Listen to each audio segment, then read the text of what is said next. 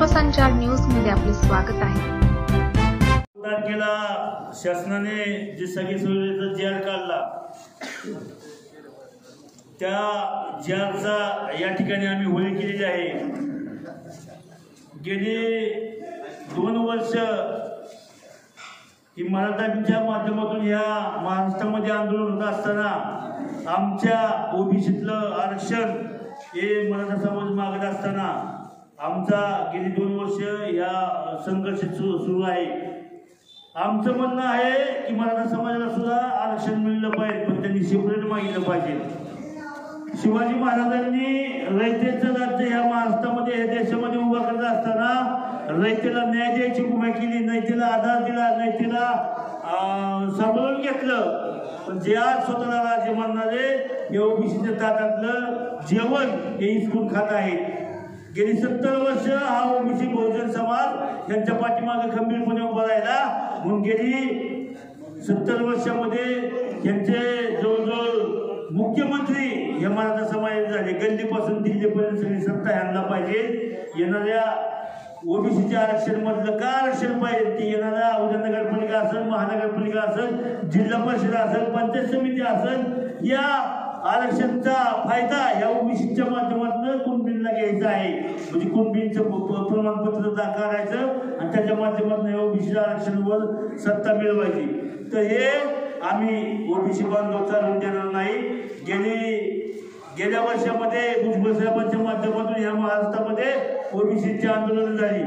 भुजबळ साहेबांना तुम्ही कुठल्या पद्धतीने लेखलं जात आहे? आज भुजबळ साहेबांच्या माध्यमातून तुमची बारकी मुलं काय उच्चार करतात? आज हा भुजबळ साहेब सगळ्या 12 बलुतेदारांना न्याय द्यायची भूमिका केली।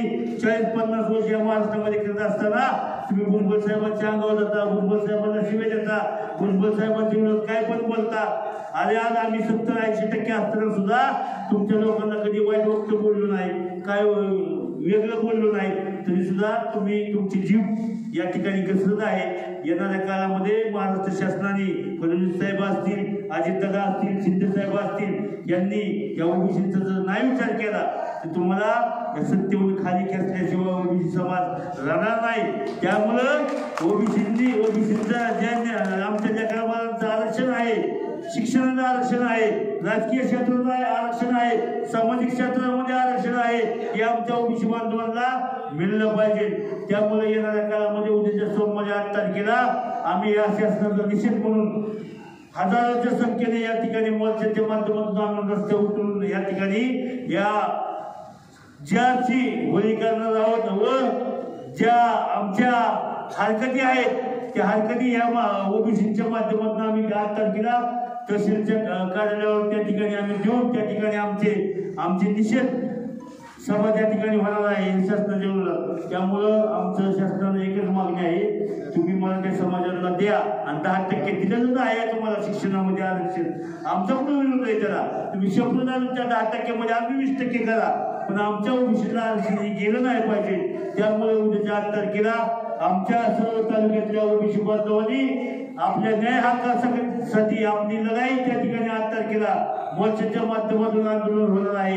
तरी आमची शासनाने दखल घ्यावी, नाहीतर तुम्ही पुढच्या काळामध्ये जसं आज मराठ्यांनी तिथं भगवं वातावरण त्या मुंबईत केलं, पण ही भगवं वातावरण मोजकं होतं, पण 80% हा बहुतेक ओबीसी समाज या महाराष्ट्रामध्ये आहे। जर त्या पिवळं वादळ त्या मुंबईमध्ये घुसलं तर तुम्हाला खालतं वरतं करणार नाही।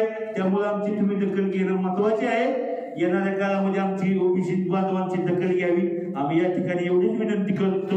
व उद्याच्या 8 तारखेला आम्ही या जी सगळे सोयरे कालचा जी आर काढला त्याचा निषेध करून 8 तारखेला या तालुक्यातल्या जिल्ह्याच्या माध्यमातून या ठिकाणी ओबीसीचं मोठं आंदोलन या ठिकाणी उभा करणार आहोत। एवढीच या ठिकाणी विनंती करतो। थांबतो। जय ज्योती, जय क्रांती। राज्यातील महत्त्वाच्या आणि आपल्या भागातील ताज्या बातम्या पाहण्यासाठी आजच आमच्या विश्वसंचार न्यूज YouTube चॅनलला सबस्क्राईब करा व बेल आयकॉन प्रेस करा।